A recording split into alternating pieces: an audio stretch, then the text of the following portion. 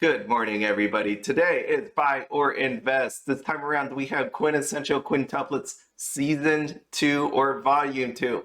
What I look to do with these videos is figure out how much I want to buy for my own personal collection or go further and buy for an investment side of things. If I ever needed to sell these, that I could do it and know that the value of the sealed product has appreciated. My disclaimer with that is I don't look to sell anything. I want to keep it all for myself in my old years to open and reminisce about the anime and the game. Right here on the screen is a scene from Quintessential Quintuplets that got made into one of our climaxes. I love this anime so much. I am so happy that they actually made this into a climax card, and there's many memorable scenes that I wish would have made the cut. This product releases on August 19, 2022. Yes, it was delayed by 1 week. There are 100 type of normal cards, 100 types of parallels. So if you like fancy, shiny, foily, all that good stuff, you will find that in this set. There are 5 super special rares, which are your sign cards. Everything else does not have a signature, unfortunately. We have 5 Hanazawa rares, 10 overframe rares, 6 triple rares, 74 super rares, and 10 double rares. So this is a normal double rare type of set. It only has 10.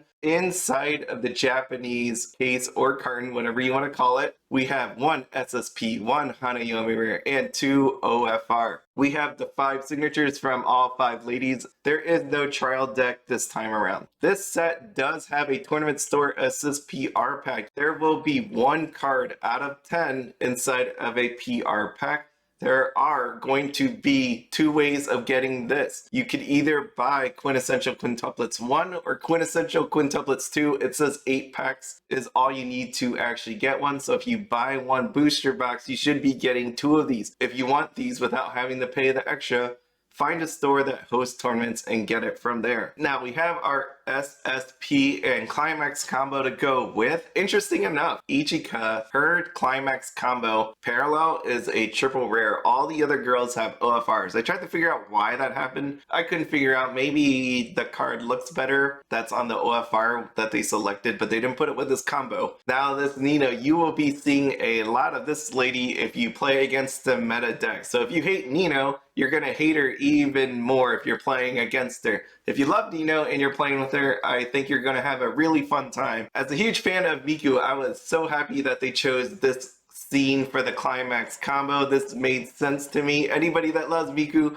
and watch the anime, you'll know why I say it. Now we have Yotsuba. This was a cool moment in the anime. One of those moments where she is able to speak her mind, talk about all of her emotions, and just let go and show Futaro what she's all about. And lastly, we have Itsuki. This was one of those moments that even though Futaro wasn't there, he was able to understand her a little better as she went and visited her mother's grave. Here are your 5 Hanazawa rares. There are 10 OFRs in this set, 5 in character parallel form, and 5 as climax parallels. There are 6 triple rares in this set, each featuring one of the girls. The final triple rare here is all the girls together. I love that they did that. I love that this is the parallel to the bus scene that we have off to the right. This is gonna be an amazing set. I can't wait to get my hands on it. I love this anime. Can't wait to relive all the memories with it. As mentioned earlier, there are 74 super rares in this booster box. I just picked some of my favorites. I'm not gonna show them all.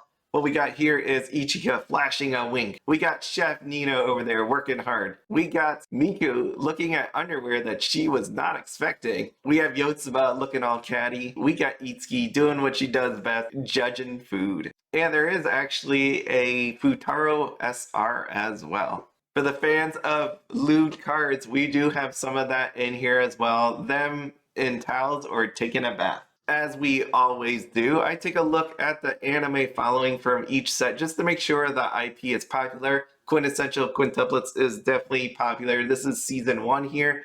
We got a score of 7.68, popularity 177, under 800,000 members. Season 2, score 8.11, lower members. This happens with every sequel for any anime that's out there. I've never seen it higher on the second season than the first. Popularity 308. on to what you're going to be playing or seeing played against you, you're going to see a lot of 12 standby. You can go out there on Encore decks. Here are 2 examples of the deck. If you're wondering what 12 standby is, you will be seeing these climaxes played against you. That will be your 8 standby. With this 3-2 Nino, you will see an additional 4 appear. If you're wondering about that 3-2 Nino, if you're wondering about 12 standby, if you want to know about all the different cards in the set, I will refer you to Pittsburgh Weiss Schwarz. Check them out on Facebook. They did a review of all the cards under all the different colors. The Nino especially, you'll find that under red. This deck being really strong was restricted as of June 18th, 2022. You are only allowed to play 1 of the 3 below cards. You can find the full list of Japan restrictions off Weiss Tea Time. When this set does come out in English, it will be not restricted. Eventually, we may see it come over to English, this restriction, but at this time, you'll be able to play full power 12 standby. We're going to take a look at the Japanese prices. We're going to be using the website Yuyute for this. Nino being 12 standby, she is the most expensive card from the set. Miku, Itsuki coming in second. We have Ichika and followed by Yotsuba. She can't win at everything. Our 5 Hanazawa rares, they're basically about the same for this set. We have 10 OFRs, that being 5 characters, 5 climaxes. It should make sense to everybody at this moment that is going to be Nino having the highest price because of the 12 standby meta deck. We have 6 triple rares as shown before. They're all just basically about the same except for Nino being standby again. There are 74 super rares. Here are your bigger ones that I picked out. It's Nino all day. Nino, Nino, Nino.